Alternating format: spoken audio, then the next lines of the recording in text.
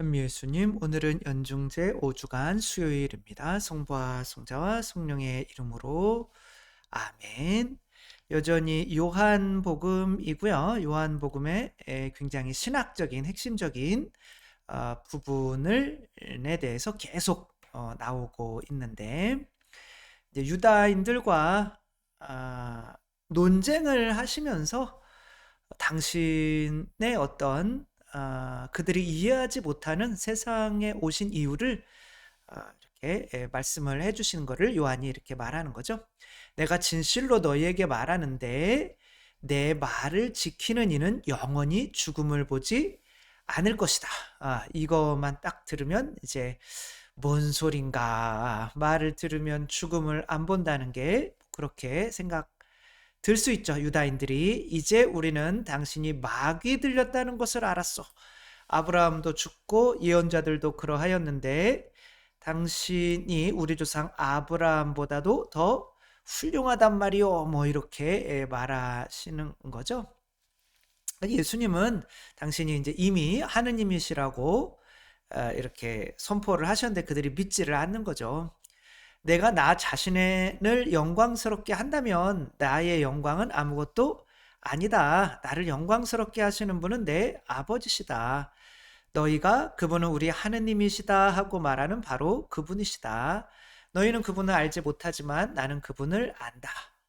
이제 그분이 당신의 아버지시라고 하는 거고, 너희 조상 아브라함은 나를 보리라고 즐거워하였다.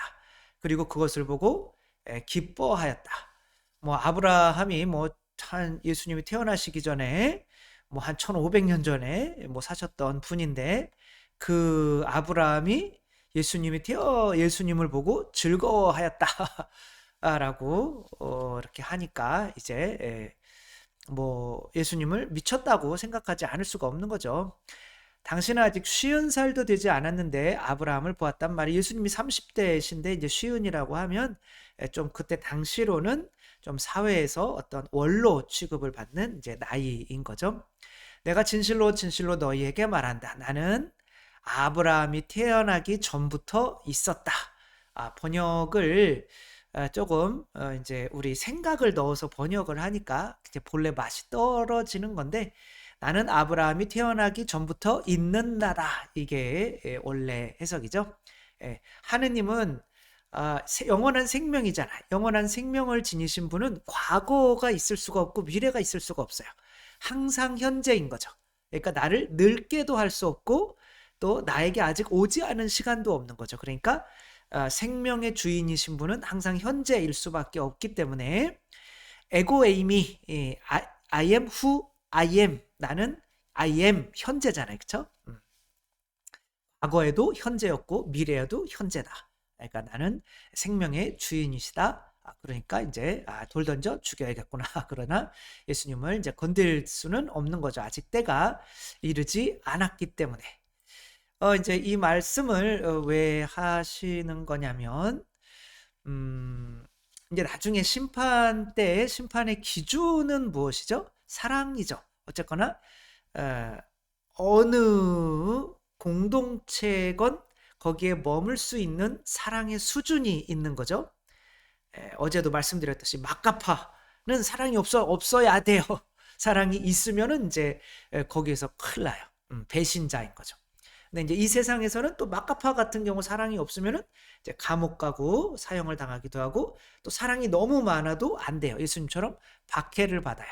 왜냐하면 사랑이 없는 자기 자신의 거울이 되기 때문에 짜증 나는 거죠. 그러니까 성 프란치스코가 교황님에게 왔을 때 짜증 나는 거죠. 네가 그렇게 잘났냐? 그렇게 가난하게 살려고 그러고 뭐 이렇게 되는 거죠. 그러면 이제 박해를 받게 돼 있죠.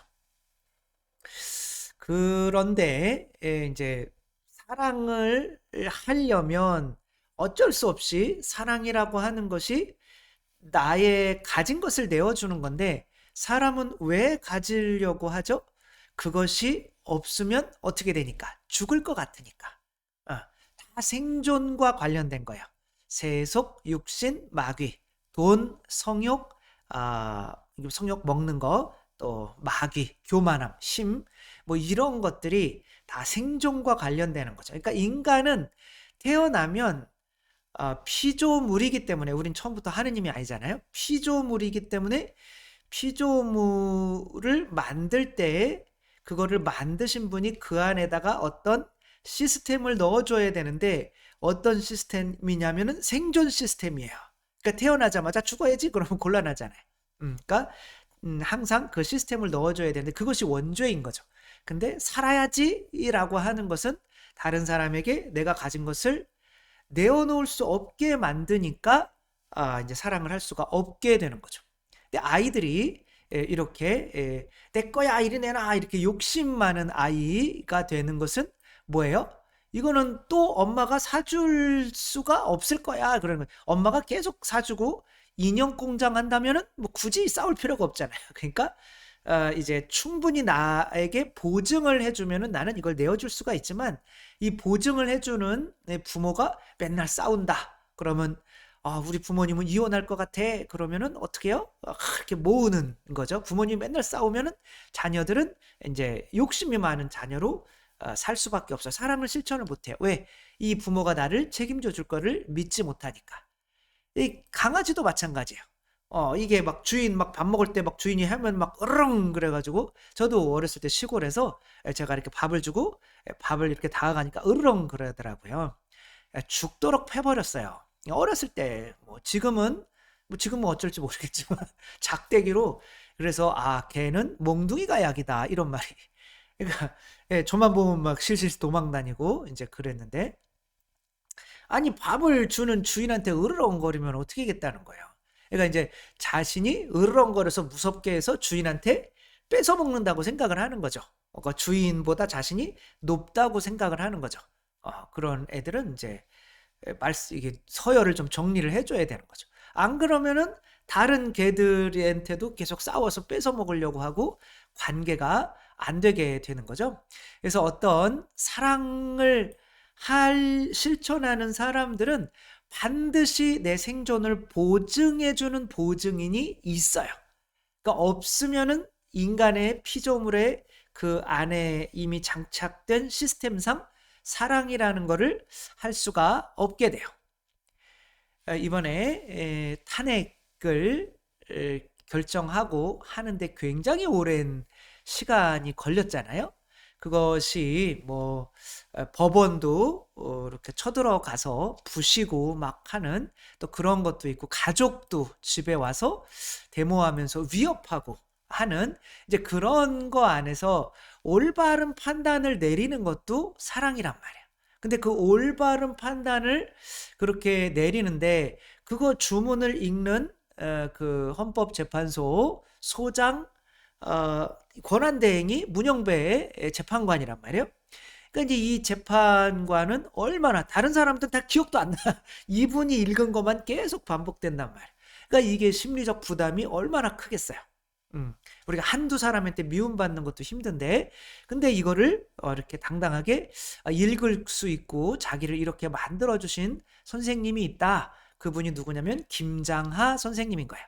그러니까 이 문영배 재판관은 가난한 집에서 태어나서 장남, 삼남 일녀 장남으로 태어나서 이제 뭐 돈이 없어가지고 물려받는 거로 공부를 하다가 고등학교 2학년 때부터 대학교 이제 4학년 때까지 이것을 법을 공부하게 계속 돈을 주셨던 분이 이제 장기하 선생인 거죠.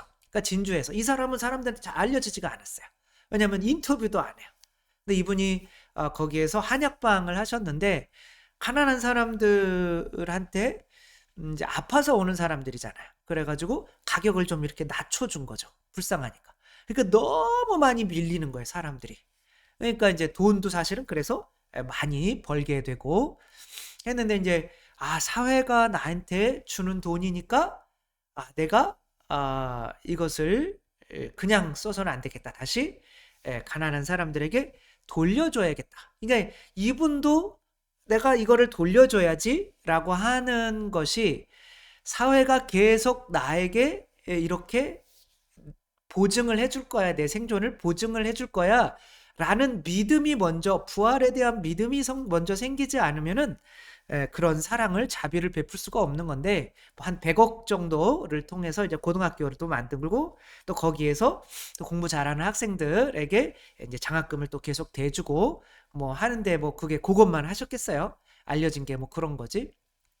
그런데 이분은 평생 가난하게 살면서 차를 한 번도 사보신 적이 없는 분인 거죠. 항상 버스 타고 다니시고 뭐 수백억대 자산 가지만, 그리고 지금은 이제 100% 자산을 다 사회에 기부를 하신 분인 거죠. 그러니까 이분한테 이렇게 도움을 받은 분이 어떤 마음이겠어요?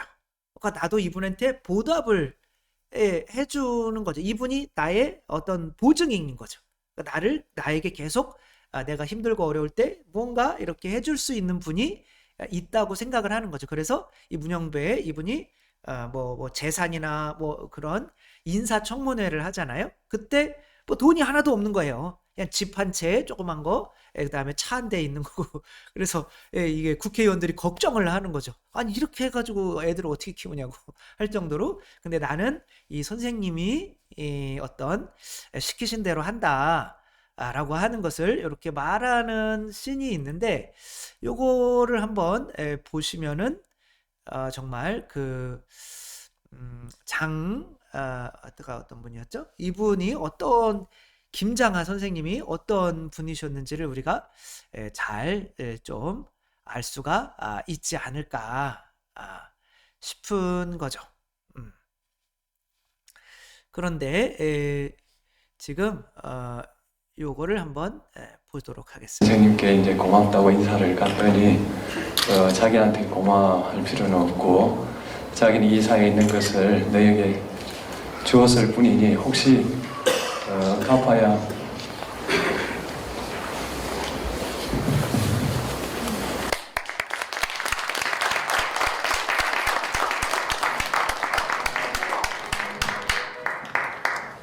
제일 중요한 순간에 스승님이 갚아야 된다고 생각하면 이 상에 갚아라. 제가 조금의 기여를 한 게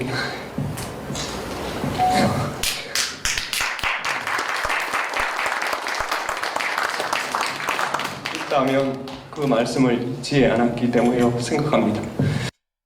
네, 이런 어떤 제자들을 두는 스승은 뭐 버스를 타고 다니시더라도 얼마나 행복하시겠어요, 그렇죠? 그런 나를 보증해줬던, 이렇게 항상 보증해주는 분이 있구나 라고 한다면 목숨이 위태로울 순간이라도 그렇게 올바른 판단과 올바른 이런 것을 할 수가 있게 되는 거죠. 이 스크루지 영감이 이렇게 못돼 먹은 영감으로 자기의 돈만 알고 그렇게 됐을 때는, 이게 내가 아니면은 이 세상에서 나의 생존을 책임져 줄 사람이 아무도 없는 거죠. 그러나 이제 죽음이라는 게 있고 내가 한 것에 대해서 심판을 받을 수가 있고, 그러니까 죽음이 있다는 거 하나, 영원한 생명이 있다는 거 하나, 그리고 영원한 생명이 이어진다, 여기서 세상이 끝나는 것이 아니라 라는 것만 알아도 사람이 이렇게 바뀔 수가 있는 거죠. 이게 전부가 아니구나, 생명이 더 이어지는구나. 그래서 종교를 믿는 사람이 어쩔 수 없이 더 자비로운 사랑을 실천할 수밖에 없는 것이 이런 건 거죠. 자케오도 마찬가지인 거죠. 자기의 재산의 절반을 가난한 이들에게 나누어 주겠습니다. 이게 어떻게 가능한 거야? 예수님이 내가 네 집 안에 가서 머물겠다, 내가 네 후견이냐, 너의 모든 책임을 져줄게, 이런 분이 안 계시면 곤란하다는 거죠. 할 수가 없다는 거죠. 이 목숨을 내어놓고 돌 맞아 죽어야 되는데, 이분은 그래요, 날 때려, 그리고 이들의 죄를 용서하소서. 근데 이분이 보고 있는 거는 내가 죽은 다음에 이 세상에서 내가 한 것에 대한 보상을 줄 수 있는 하느님이 하늘의 옥좌에 앉아 계신 거를 지금 보고 있는 거죠. 예수님께서도 마찬가지인 거예요. 부활에 대한 확신, 자기 아버지 자기 아버지가 아예 그렇게 하면 안 되죠. 당신 아버지께서 내가 죽어도 또 생명의 성령을 이렇게 주셔서 부활시켜 주실 것에 대한 믿음이 없다면 이렇게 하실 수가 없는 거죠. 그렇게 예수님께서도 아버지라는 후견인이 있고 내가 이제는 너희들의 후견인이 돼줄 테니까 나를 믿으면은 이제는 죽지 않는다고 믿어야 돼 라고 하는 거. 실제로 죽지 않는 거죠. 왜? 그냥 잠자고 일어나는 거랑 같은 거니까. 그렇게 할 때에 사랑을 실천할 수 있는 존재가 되고 그렇게 해야 하나님 나라 자격을 얻게 된다는 거. 우리들이 예수님을 후견인으로 가지고 있으면서도 돈이 없어, 내일 걱정은 어떻게 하지, 죽으면 어떻게 하지, 병들면 어떻게 하지, 또 이런 걱정이 들 때 우리는 약간 부끄럽게 생각하면서 내가 예수님을 온전한 후견인으로 믿지 않는구나, 그만큼 내가 사랑을 실천하지 못하게 되는구나 라고 생각하면서 정말 자케오처럼 스테파노 성인처럼 또 올바른 이렇게 예수님을 에 대한 믿음을 가지고 또 이 세상을 살아갈 수 있었으면 좋겠습니다. 주님께서 여러분과 함께 전능하신 천주 성부와 성자와 성령께서는 여기 모인 모든 이에게 강복하시어 길이 머물게 하소서. 주님과 함께 가서 복음을 전합시다. 하느님 감사합니다. 성부와 성자와 성령의 이름으로 아멘. 감사합니다. 사랑합니다.